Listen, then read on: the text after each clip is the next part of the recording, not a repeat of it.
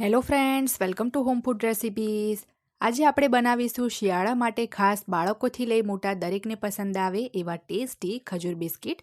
આ ખજૂર બિસ્કિટ બનાવવા એકદમ સરળ છે. ફક્ત 10 જ મિનિટમાં 1 જ ચમચી ઘીમાં એ બનીને તૈયાર થઈ જાય છે અને ખાવામાં પણ એકદમ હેલ્ધી છે. જો બાળકો મેથીના લાડુ, ગુંદરના લાડુ કે મેથી પાક જેવા વસાણા ના ખાતા હોય તો શિયાળામાં ગરમી મળી રહે એ માટે ચોક્કસથી આ ખજૂર બિસ્કિટ બનાવી એમને આપી શકાય છે. તો ચલો એને બનાવવાનું શરૂ કરીએ. તો એના માટે સૌથી પહેલાં તો અહીંયા મેં 230 ગ્રામ જેટલા જે કાળા ખજૂર આવે એ લીધા છે. બિયાવાળા ખજૂર છે એટલે મેં 230 ગ્રામ લીધા છે, કારણ કે એમાંથી બિયા નીકળશે એટલે એનું પણ વજન નીકળી જશે. જો તમે સીડલેસ ખજૂર લેતા હોય તો 200 ગ્રામ લઈ લેશો તો પણ ચાલશે.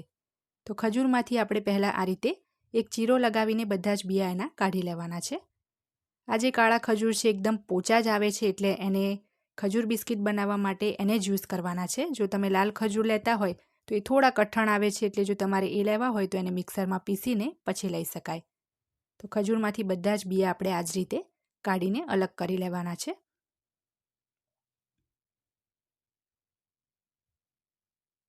હવે આપણે ગેસ ઉપર એક પેન ગરમ કરવા મૂકીશું. એની અંદર ફક્ત 1 ચમચી જેટલું ઘી ઉમેરીશું. ઘી ગરમ થઈ જાય એટલે એમાં આપણે ડ્રાયફ્રૂટ્સ ઉમેરવાના છે, જેમાં અહીંયા 20 ગ્રામ જેટલા કાજુ, 10થી 12 નંગ જેટલા પિસ્તા અને 9થી 10 બદામ એટલે કે 15 ગ્રામ બદામ લીધી છે. તો આ ડ્રાયફ્રૂટ્સ ઉમેરીને 1 મિનિટ માટે આપણે એને શેકી લઈએ. સતત હલાવતા રહીને આપણે ધીમા તાપે એને શેકવાના છે, જેથી એ સરસ ક્રિસ્પી થઈ જાય. ઘી જો વધારે પડતું ગરમ થઈ ગયું હશે તો આ રીતે ધુમાડા નીકળશે, એટલે તમને એવું લાગે તો ગેસ બંધ કરીને 1 મિનિટ એને સતત હલાવતા રહીને શેકી લેવા. અહીંયા મારું ઘી પણ વધારે ગરમ થઈ ગયું છે એટલે મેં ગેસ બંધ કરીને એને શેક્યા છે, જેથી એ બિલકુલ બળી ના જાય. તો 1 જ મિનિટમાં આપણા જે ડ્રાયફ્રૂટ્સ છે સરસ ક્રિસ્પી શેકાઈ ગયા છે. તો હવે આપણે એને એક પ્લેટમાં કાઢી લઈશું. આની અંદર મેં અહીંયા કાજુ, બદામ, પિસ્તા લીધા છે. જો તમને અખરોટ ગમતી હોય તો 1 કે 2 અખરોટ તોડીને એ પણ લઈ શકાય છે. હવે સેમ પેન આપણે ગેસ પર ગરમ કરવા મૂકવાનું છે. એની અંદર આપણે ખજૂર ઉમેરી દઈશું. આ ખજૂરને અહીંયા મેં ચોપ પણ નથી કર્યા કે મિક્સરમાં પીસ્યા પણ નથી. સતત આપણે આ રીતે સ્પેચ્યુલાથી દબાવતા રહીને એકદમ ધીમા તાપે એને શેકતા રહેવાનું છે. આ ખજૂર ઓલરેડી પોચા જ આવે છે એટલે એને ચોપ કરવાની કે મિક્સરમાં પીસીને લેવાની બિલકુલ પણ મહેનત નથી લાગતી. બસ આ રીતે મેશ કરતા રહેશો એટલે ખજૂર એની જાતે જેમ જેમ શેકાશે એમ જાતે જ મેશ થતા જશે. તો તમે જોઈ શકો છો બસ 2 જ મિનિટ થઈ છે અને ખજૂર આપણા આ રીતે પેન છોડવા લાગ્યા છે અને ભેગા પણ થઈ ગયા છે. બસ તમારે એટલું ધ્યાન રાખવાનું છે કે આ ખજૂરને તમારે ફ્રીજમાં નથી મૂકવાના, રૂમ ટેમ્પરેચરના હોય ત્યારે જ યુઝ કરવા. તો હવે એને આપણે એક અલગ ડીશમાં કાઢી લઈશું. હવે એક નાના મિક્સર જારમાં આપણે જે ડ્રાયફ્રૂટ્સ શેક્યા હતા એને પણ પલ્સ મોડ પર પીસી લેવાના છે, જેથી ડ્રાયફ્રૂટ્સનો સરસ ડ્રાય પાવડર રેડી થાય. તો અહીંયા હું તમને બતાવું કે મિક્સરને ચાલુ બંધ કરીને મેં આ ડ્રાયફ્રૂટને પીસ્યા છે. તો એકદમ સરસ આ રીતનો ડ્રાય પાવડર એનો રેડી થયો છે. બિલકુલ પણ એમાંથી તેલ છૂટું નથી પડ્યું.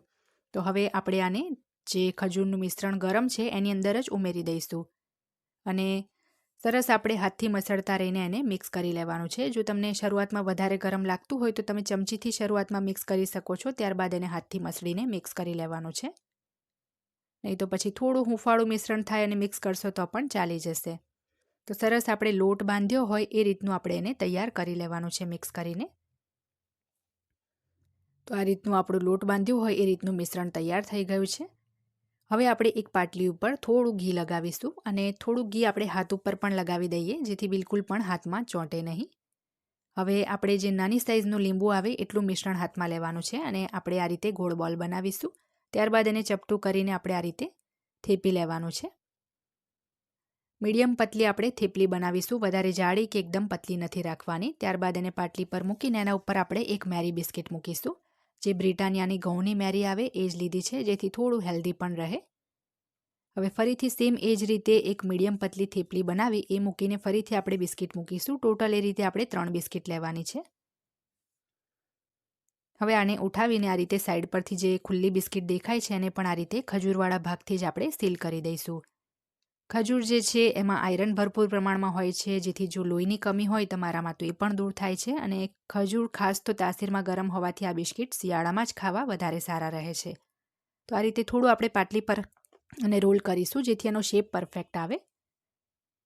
હવે આપણે એને જે કોપરાની છીણ આવે, સૂકા કોપરાની છીણ, એની અંદર આ રીતે બધી બાજુથી કોટ કરી લઈશું. જે ઝીણી છીણ આવે આપણે એનો જ યુઝ કરવાનો છે.